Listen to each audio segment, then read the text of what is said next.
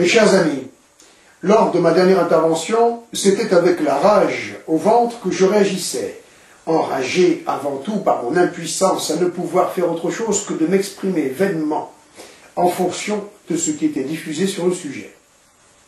Je pense devoir faire preuve maintenant de plus de recul. Non pas que la colère ne soit pas la seule saine réaction que tout humain digne de ce nom doive commencer par éprouver à l'annonce de tels événements, mais parce qu'il est probable que la conspiration de la catastrophe de BP soit d'une nature encore plus surprenante que ce que nous sommes en mesure d'imaginer. Cette colère, cette rage légitime que suscite en l'occurrence ce que nous savons au sujet de cette catastrophe, doit être bien vite domptée, de même que nous devons réviser la tragique projection mentale à laquelle elle pousse les plus conscients d'entre nous. Et ce que je vais vous dire maintenant va vous surprendre, mais selon moi d'une extrême importance, même si vous pourriez ressentir un certain découragement que j'espère passager le cas échéant. Vous risquez en effet de vous sentir quelque peu perdu dans les méandres de ce que vous devez croire ou non entre info et intox, au point d'être tenté de vous désintéresser des questions que nous devons traiter. Vous ne devez pas tomber dans ce piège-là non plus.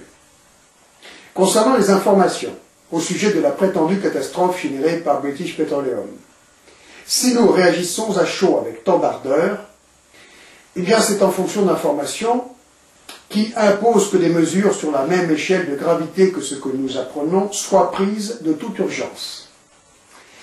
S'il s'avère vrai que des millions de litres de pétrole brut se mélangent à l'eau de mer depuis bientôt 3 mois, pendant que les solutions qui seules permettraient d'intervenir de façon plus ou moins efficace sont tenues à distance, et qu'au comble du comble, ce sont des procédés encore plus nocifs et destructeurs que la catastrophe en elle-même qui sont imposés d'autorité, nous sommes en droit de réagir de façon virulente, et cela constitue même notre devoir humain.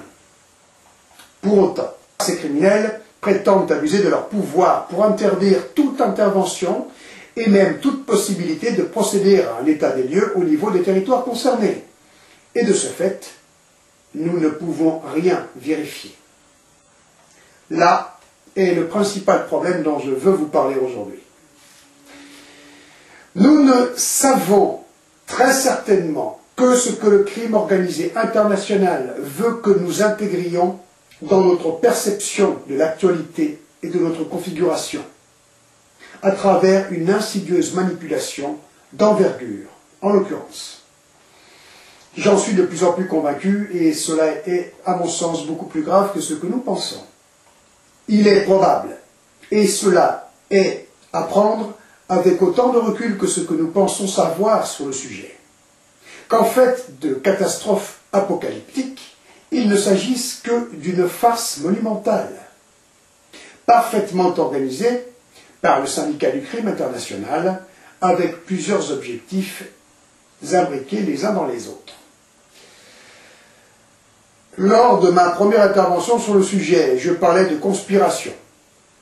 Peut-être bien que la conspiration réside précisément non pas dans la notion d'acte criminel travesti en accident, mais dans une mise en scène montée de toutes pièces, accessoirement à titre expérimental, avec les ingrédients d'une conspiration de type 11 septembre, dont nous sommes devenus tant friands.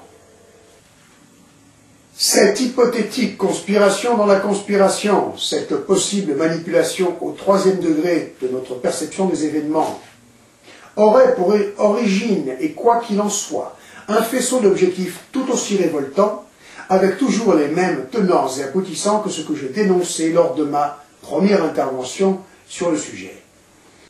Peut-être que les images qui nous parviennent concernant cette prétendue catastrophe du golfe du Mexique ne sont que des images plus ou moins trafiquées ou totalement hors contexte, et que les divers intervenants qui ont lancé l'alerte, je pense bien sûr au journaliste activiste d'outre-Atlantique Alex Jones, ainsi qu'aux divers témoins tout de même curieusement en mesure de témoigner, ont été admirablement bluffés et manipulés, créant une réaction en chaîne dans laquelle nous sommes tombés tout naturellement.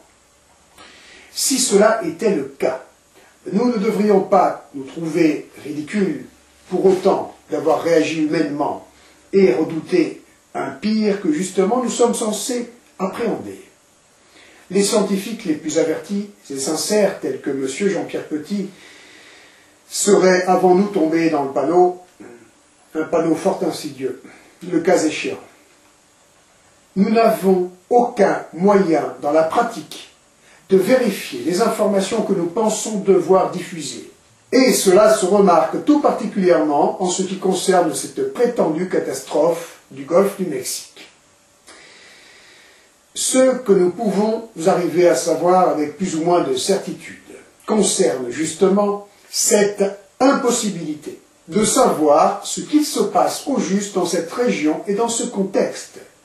À titre d'exemple, même les images satellites que nous pouvons récupérer sur Internet sont susceptibles, comme le reste, probablement, de faire l'objet de manipulations. Car nous puisons nos infos dans les outils technologiques mis en place par le crime organisé international. Ces outils étant, à mon humble avis, parfaitement sous son contrôle. Et l'Internet, depuis quelque temps maintenant, semble être le vecteur principal de croyances apocalyptiques fatalistes, destinées à s'implanter dans l'inconscient collectif manipulé, de concert avec une massive campagne d'intox sur le sujet de 2012 et de la fin du monde, magnifiquement organisée par divers médias et en particulier par le 7e art. Rappelez-vous, il n'y a pas si longtemps, nous pensions que le complot de la grippe A nous plongeait en pleine configuration hégémonique. Le flop qui a suivi me paraît aujourd'hui fort suspect, avec une forte odeur de coup monté dans le coup monté, et la tournure que prennent justement les événements du golfe du Mexique ont cet arrière-goût similaire. Mais attention, cette perception des choses n'engage que moi et mon esprit tortueux, et j'ai besoin de vos réactions pour m'aider, nous aider à voir plus clair sur le sujet. En effet, ce qui me paraît plus que surprenant aujourd'hui, au vu des descriptions catastrophiques qui nous étaient livrées de part et d'autre, concernant la marée noire dont il est question, c'est la facilité déconcertante avec laquelle serait mis fin à cette fuite, avec la récupération de la majeure partie des dizaines de millions de litres de pétrole brut lâchés dans la mer. Car c'est bien ce qui ressort, me semble-t-il, des dernières infos en provenance des médias officiels, lesquels véhiculent ce pronostic plus qu'engageant avec une frappante assurance.